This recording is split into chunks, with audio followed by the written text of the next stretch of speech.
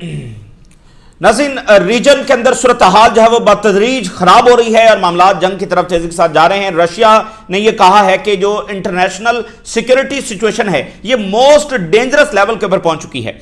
Middle east के हवाले से बड़ी डेवलपमेंट यह है कि रीजनल पावर जो हैं वो खुलकर अब अमेरिका को अपोज कर रही हैं कि वो बिल्कुल ईरान पर हमले को सपोर्ट नहीं करते हैं। उर्दुगान टर्की की जानिब से बहुत जबरदस्त पोजीशन जब वो ले ली गई है। उर्दुगान की जानिब से स्टेटमेंट सामने आ रही है कि उन्होंने अमेरिका को यह बात कन्वे कर दी है कि वो ईरान पर किसी भी हमले की जब वो मुखालफत करते हैं। ये बहुत ही आप समझ लें कि हिस्टोरिक डेवलपमेंट है और हिस्टोरिक पोजीशन है जो सऊदी अरेबिया और टर्की और कतर और मिस्र की जानिब से ली जा रही है। अब आप देखिए कि एक तरफ ईरान की ताकत है, ईरान के मिसाइल्स और ड्रोन्स हैं जो एक बड़ा डैमेज पहुंचाने की सलाहियत रखते हैं। दूसरी तरफ रशिया और चाइना साथ खड़े हैं। तीसरी तरफ रीजनल पावर्स भी ये कह रही हैं कि इससे कामयाबी हासिल नहीं होगी और हम ईरान पर हमले को सपोर्ट नहीं करते हैं। तो ये तमाम चीजें खिलाफ हैं, ठीक है ना। और अमेरिकी हमले को अगर वो सेंसिबली और लॉजिकली देखें तो उनको यहां पर ऐसी सूरत हाल में जब तमाम इंडिकेटर्स उनके खिलाफ हैं तो उनको हमला नहीं करना चाहिए। इस सब के बावजूद अगर वो हमला करने के लिए आएंगे तो फिर ये बात ज़हन में रखें कि कंप्लीट बैकफायर जब वो होगा, एक बिल्कुल मुख्तलिफ रिजल्ट्स आएंगे जो रिजल्ट्स वो चाहते हैं, ठीक है ना। तो इसी दरमियान रशिया की जानिब से बड़ी स्टेटमेंट्स ये सामने आ रही हैं। रशिया ने कहा है कि जो ईरान में न्यूक्लियर प्लांट्स की कंस्ट्रक्शन रशिया कर रहा है वो जारी रहेगी।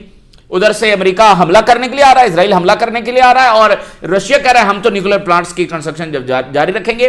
दैट मींस कि वो ये सिग्नल दे रहे हैं कि यही गवर्नमेंट रहेगी, यही ईरान इसी तरह एज अ स्टेट फंक्शन करता रहेगा और इसके साथ जो हमारे मुआहदे हुए हैं वो उसी तरह से आगे चलेंगे। ये रशिया की सिग्नलिंग है। एक तरफ वो ड्रिल्स कर रहे हैं, दूसरी तरफ वो कह रहे हैं कि न्यूक्लियर प्लांट्स है उसकी कंस्ट्रक्शन जारी रहेगी। और सुप्रीम लीडर ने एक इस तरह की वार्निंग और धमकी जारी की है कि हम एयरक्राफ्ट कैरियर को हिट करेंगे फ्रॉम द बॉटम ऑफ सी। यानी उन्होंने एक ऐसा सिग्नल दिया है कि जो ईरानी सबमरीन्स हैं वो कुछ ऐसे खतरनाक सुपर वेपन जो वो फायर कर सकती हैं जो अमेरिकी एयरक्राफ्ट कैरियर को जो वो डिस्ट्रॉय कर देंगे। और इसी दरमियान जो है वो OIC कंट्रीज ने वेस्ट बैंक के हवाले से ज्वाइंट स्टेटमेंट जारी की है। तो अभी तक उनके जो मामलात हैं फॉर पैलेस्टाइन वो सिर्फ स्टेटमेंट्स तक ही महदूद हैं।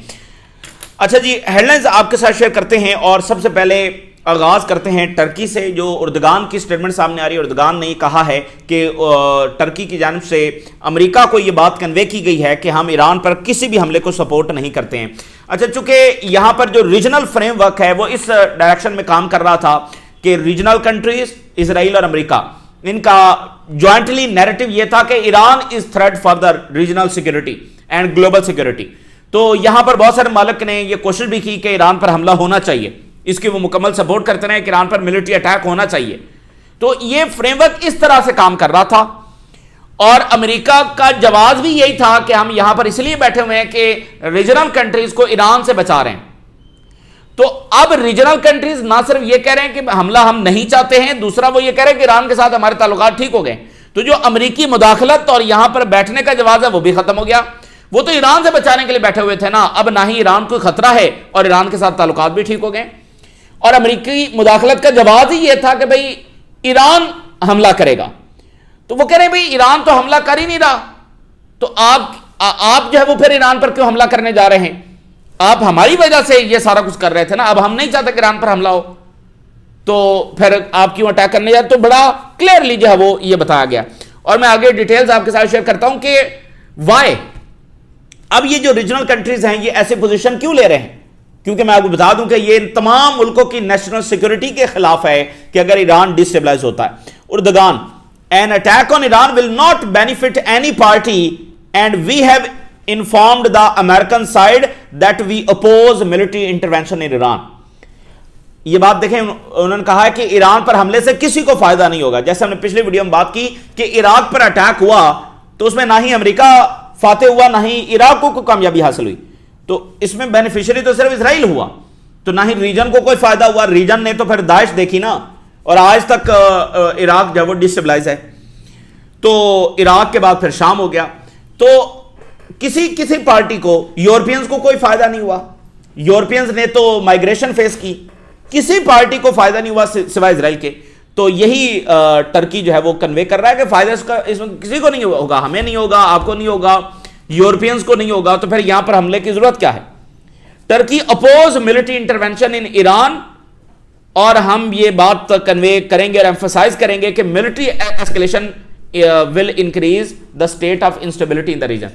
आप कह रहे थे कि भाई हम स्टेबिलिटी लाने के लिए बैठे हुए हैं, लेकिन आप जो इकदाम करने जा रहे हैं उससे रीजन में इंस्टेबिलिटी जो वो बढ़ेगी। ईरान पर हमले से रीजन की जो इंस्टेबिलिटी है वो बढ़ेगी।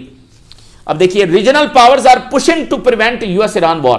पूरा जोर इस वक्त लगाया जा रहा है कतर, मिस्र, सऊदी अरेबिया और टर्की की जानिब से कि यह जंग ना हो। कतरी ऑफिशियल ने कहा है कि यह जंग जो है वो कैटास्ट्रोफिक साबित होगी, और उन्होंने कहा है कि जो गैस एक्सपोर्ट है, एलएनजी का बड़ा एक्सपोर्टर है कतर, तो उन्होंने कहा जो गैस एक्सपोर्ट है ये इसमें पूरी तरह से डिसरप्शन आ जाएगी और गैस की प्राइसेस ऊपर चले जाएंगे और बहुत सारे मालिक, पूरी दुनिया उससे मुतासर होगी, एशिया, यूरोप, अफ्रीका।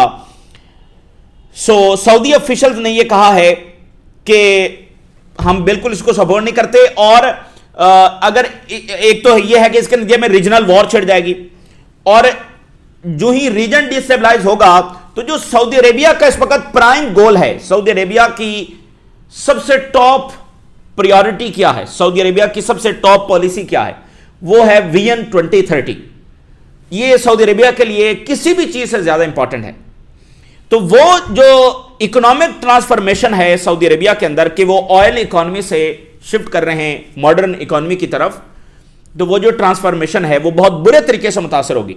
रीजन में जंग छिड़ रही होगी तो कौन यहां पर आकर इन्वेस्टमेंट करेगा, वो जो न्यूम सिटी बना रहे हैं वहां पर आकर कौन रहेगा, और जो सऊदी अरेबिया ने इन्वेस्टमेंट्स करनी है वो खुद वो कैसे कर सकेंगे।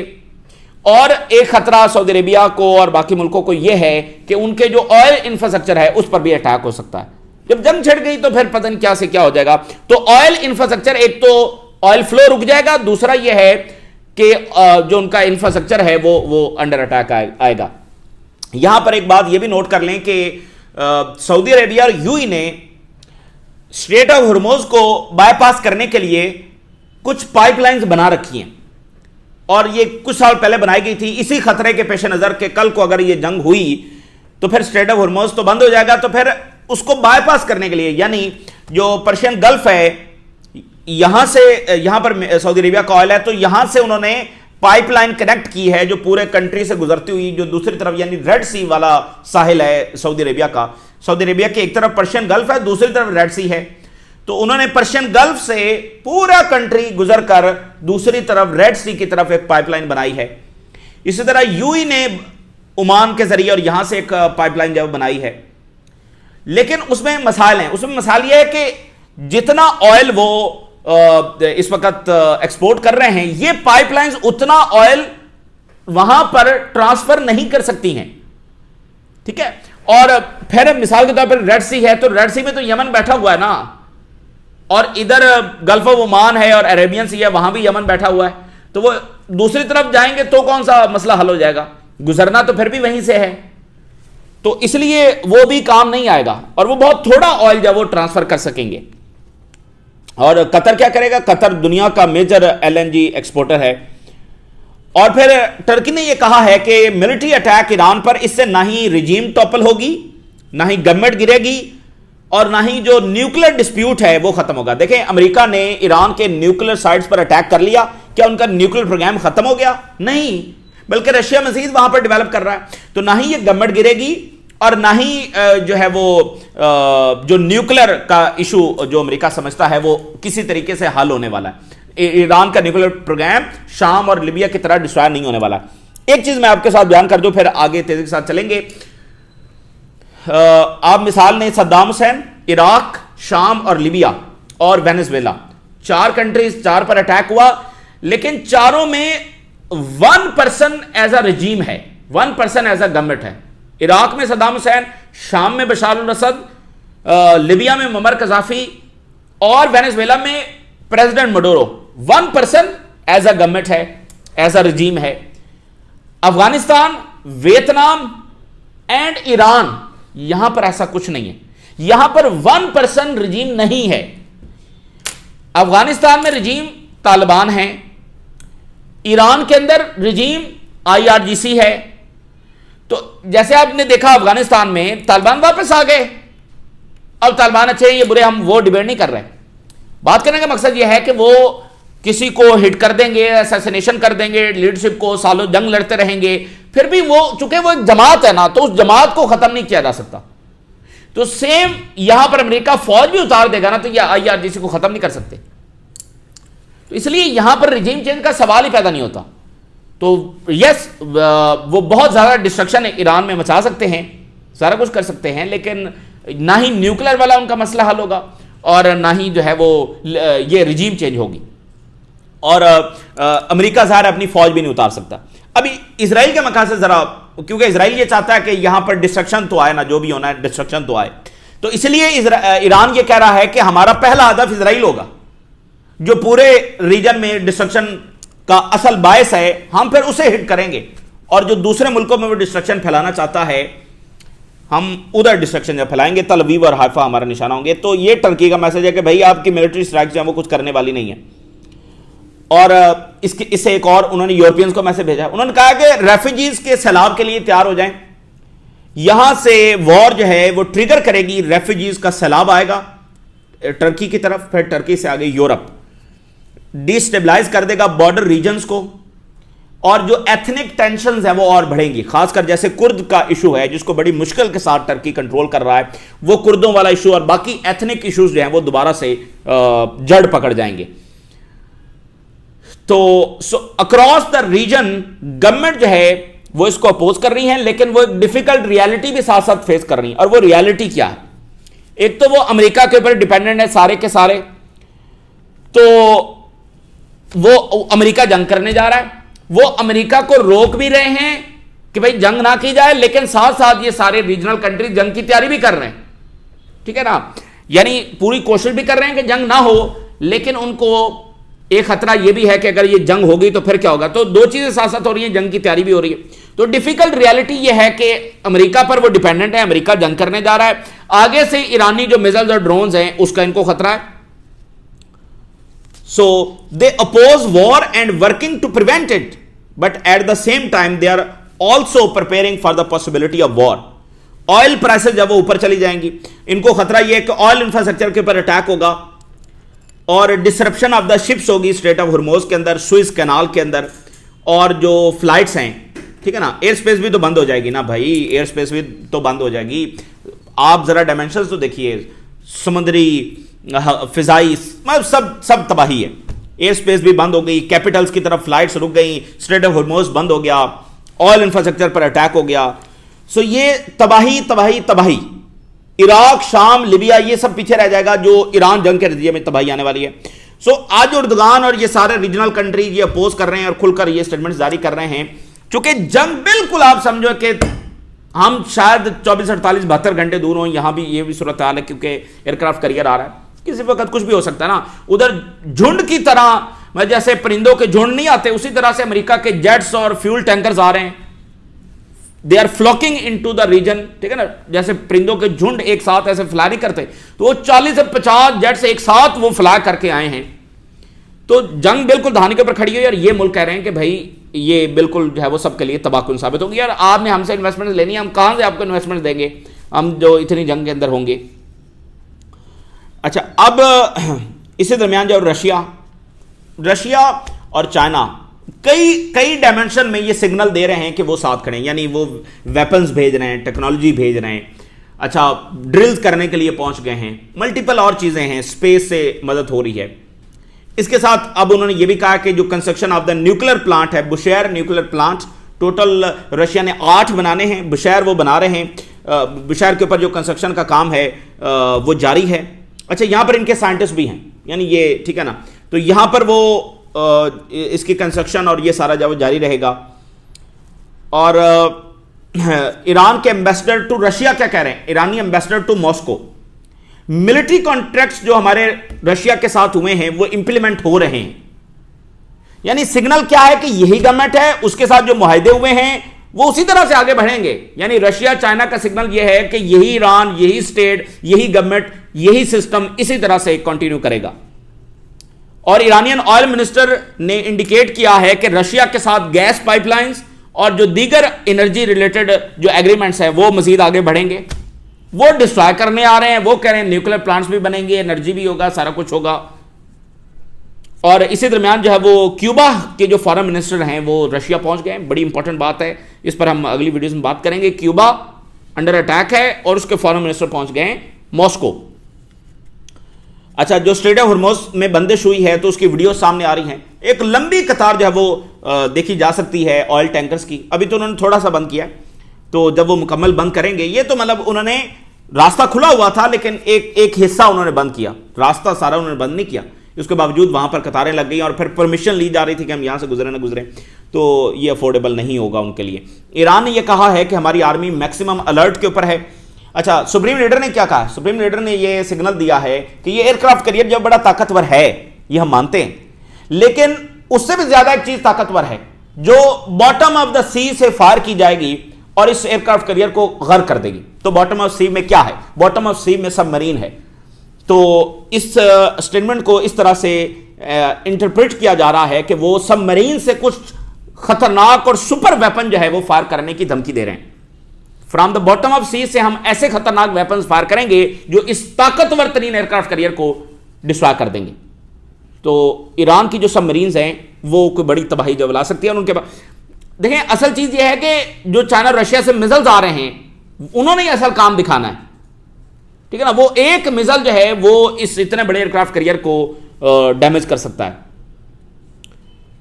और ईरान के जो नेवल कमांडर हैं उन्होंने कहा है कि अगर अमेरिकी फ्लीट ये समझता है कि वो they can come with force, it should know that कि Iran will confront it with even greater force. हम उससे भी ज्यादा ताकत के साथ इनको जब वो कन्फ्रंट करेंगे। और फिर नेवल कमांडर ने कहा कि जो वेपन दिखाए जाते हैं जंग में, वो वेपन नहीं जाते, दिखाने वाले और हैं और चलाने वाले और हैं। यानी वो कह रहे हैं कि जो हमारे असल वेपन है वो तो हम दिखा ही नहीं रहे। The weapons that reach the battlefield on the day of war are different from those displayed during the exercises. मतलब एक्सरसाइजेज में वो बड़े डेंजरस वेपन जब वो दिखा रहे हैं वो भी बहुत डेंजरस हैं, लेकिन नेवल कमांडर ये कह रहे हैं कि जो जंग में इस्तेमाल होंगे वो तो बिल्कुल ही डिफरेंट है, उनके बारे में ये जानते भी नहीं है। तो दिखाने वाले कुछ और हैं, जो अपने डिस्प्ले पे रखे हुए हैं वो कुछ और हैं, लेकिन जो जंग में उतरेंगे वो वेपन जो वो कुछ और होंगे। तो ये उन्होंने, यानी ये स्टेटमेंट उधर सुप्रीम लीडर कह रहे हैं कि फ्रॉम द बॉटम ऑफ सी से हम कुछ ऐसा फायर करेंगे कि इनको लग पता जाएगा। और नेवल कमांडर कह रहे हैं कि भाई दिखाने वाले हमारे वेपन्स और हैं, चलाने वाले और हैं। तो इसी दरमियान निगोशिएशंस कहां तक पहुंचे हैं? न्यूयॉर्क टाइम ने लिखा है कि ईरान यहां तक भी एग्री हो गया है कि वो इनरिचमेंट को सस्पेंड कर सकता है 3 to 5 ईयर्स। मतलब इंतहा दर्जे की कंसेशन ईरान दे रहा है, सीरियसनेस दिखा रहा है। इसी वजह से रीजन भी ईरान के साथ खड़ा हो रहा है कि भाई ईरान बिल्कुल ना जिद पे अड़ा है, ना कोई इलॉजिकल बात कर रहा है। This is United states of America and Israel. और जेडी वैंस ने कहा है कि ईरानियंस फिर भी हमारी कुछ डिमांड्स जो है वो एक्सेप्ट करने के लिए तैयार नहीं है। न्यूयॉर्क टाइम के मुताबिक ईरान ने ऑफिशियली अमेरिका को कहा है कि वो सैंक्शंस ईरान पर जो वो हटा दें और ऑयल की जो सप्लाई है उसको मतलब अलाउ करें और सैंक्शन जब वो हटाए जाएं। ये ईरान ने कन्वे किया। वो इनरिचमेंट को सस्पेंड करने के लिए तैयार हैं, IAEA को वो अलाउ कर रहे हैं, तो वो सारा कुछ कर रहे हैं। अब ये नॉनसेंस डिमांड रखना कि बैलिस्टिक मिसाइल खत्म कर दे, और भाई ईरान बचा ही बैलिस्टिक मिसाइल की वजह से। अगर Iran as a country, as a state और एक आइडेंटिटी के साथ और एक डिग्निटी के साथ आज टेबल पर बैठकर मुज़ाकरात कर रहा है तो वो ड्यू टू बैलिस्टिक मिसाइल्स हैं। वो दे देते तो आज ये मुज़ाकरात करने वाले बचते ही ना। ये जो आज बैठकर ईरान की जो ऑफिशियल जाकर मुज़ाकरात कर रहे हैं, ये इन्होंने बचना ही नहीं था अगर बैलिस्टिक मिसाइल ना होते। तो ईरान बैलिस्टिक मिसाइल कैसे दे दे? और ये तो होता ही नहीं है कि कन्वेंशनल वेपन जो है वो अंडर किसी एग्रीमेंट आए। खुद वो न्यूक्लियर ताकते हैं और ईरान को बैलिस्टिक मिसाइल भी नहीं रखने दे रहे। तो बिल्कुल ये एक नॉनसेंस डिमांड है और ज़ाहिर है कि अमेरिका उस पर अड़ा हुआ है। इसराइली मीडिया कह रहा है कि gaps between Iran and United states remain large. वो लार्ज ही रहेंगे गैप्स, क्योंकि डिमांड्स ही ऐसी है ना जो मानी नहीं जा सकती। यूएस एनर्जी सेक्रेटरी ये कह रहा है कि United states will stop Iran nuclear ambitions one way और अदर वे। ईरान को हम रोकेंगे वन वे और अदर वे। अमेरिका ने एक और जो एडवांस डिस्ट्रॉयर है वो रीजन के अंदर डिप्लॉय किया है। ठीक है ना, ये 7th बरके क्लास डिस्ट्रॉयर है जो यहां पर डिप्लॉय किया गया है। रीफ्यूलिंग एयरक्राफ्ट जब वो non stop they are flocking into the region, और मतलब यहां पर 22 टैंकर्स, 13 ट्रांसपोर्ट, ये जो प्लेन हैं ये इस तरफ आए हैं। The movement appears at sustaining large flights, deployment already underway. तो बड़ी रैपिड और बड़ी लार्ज स्केल जो डिप्लॉयमेंट है वो कर रहे हैं। अच्छा, इसी दरमियान जो है वो आखिरी जो चीज आपके साथ शेयर करते हैं वो ये है कि बड़ी हैरान कुन चीज है कि इजराइल जो है वो ये जो कारें हैं इनको भी हैक कर सकता है, और वो ऐसे सॉफ्टवेयर्स बना रहा है और फिर गवर्नमेंट्स को बेचेगा भी सही जो उनके इत्तेहादी होंगे। अच्छा, ये इन्होंने यही काम करना है, और इससे पहले इन्होंने पेगासस बनाया और ये सारा हर बुरे से बुरा काम की आगाज और उसकी डिस्कवरी ये करते हैं, मतलब ऐसी चीजें इजाद करते हैं जिनका काम ही गलत है। तो कारों को कैसे हैक किया जा सकता है, तो ये इस तरह के सॉफ्टवेयर्स बना रहे हैं। Israeli firms transform cars into intelligence devices. अच्छा जी, अब इसमें क्या क्या होगा, कार्स कैसे हैक जो वो की जा सकेंगी। ग्लोबल जो इंटेलिजेंस मार्केट है उसको रीशेप कर रहा है इजराइल,